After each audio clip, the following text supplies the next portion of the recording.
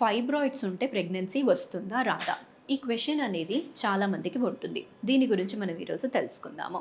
నమస్తే అండి, నేను doctor Maitreyi, fertility expert, Maitrashri fertility centre, Hyderabad.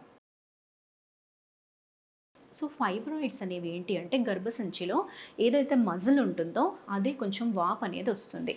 అప్పుడు దాన్ని ఆ ఏరియాని మనం ఫైబ్రాయిడ్ అన్నట్టుగా అంటాము. సో ఈ ఫైబ్రాయిడ్స్ అనేవి పొజిషన్ పట్టి ప్రెగ్నెన్సీ రిలేషన్ అనేది ఉంటుంది. ఒకవేళ ఫైబ్రాయిడ్ ఉంది, చాలా చిన్నగానే ఉంది, కానీ అది లోపల సైడ్ గర్భసంచి లోపల సైడ్ ఉంది అంటే అప్పుడు అలాంటి ఫైబ్రాయిడ్తోని ప్రెగ్నెన్సీ కొంచెం కష్టమవుతుంది. అలాంటి ఫైబ్రాయిడ్ ఉందన్నప్పుడు భయపడాల్సిన పని లేదు, కానీ దాన్ని తీసేయాల్సిన అవసరం అనేది ఉంటుంది.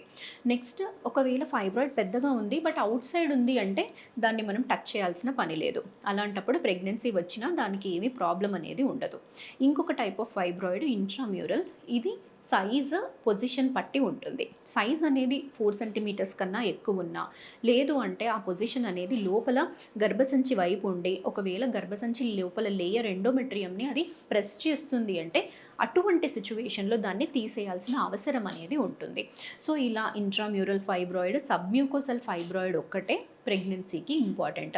అండ్ ఈ ఫైబ్రాయిడ్స్ కూడా మనము లాప్రోస్కోపీ ద్వారా తీసేయొచ్చు. సో అలా తీసేసిన తర్వాత మళ్ళీ మీ యూట్రస్ అనేది నార్మల్ అయిపోతే అప్పుడు భయపడాల్సిన పనేమీ లేదండి. నెక్స్ట్ ప్రెగ్నెన్సీ అనేది కూడా మీకు ఈజీగానే వస్తుంది. దానికి తగ్గట్టుగా ఎంత గ్యాప్లో ప్లాన్ చేసుకోవాలి అనేది అప్పుడు డాక్టర్ అడ్వైస్ ప్రకారం మీరు వెళ్ళారు అంటే అప్పుడు టెన్షన్ తీసుకోవాల్సిన పని అనేది కూడా ఉండదండి. Thank you.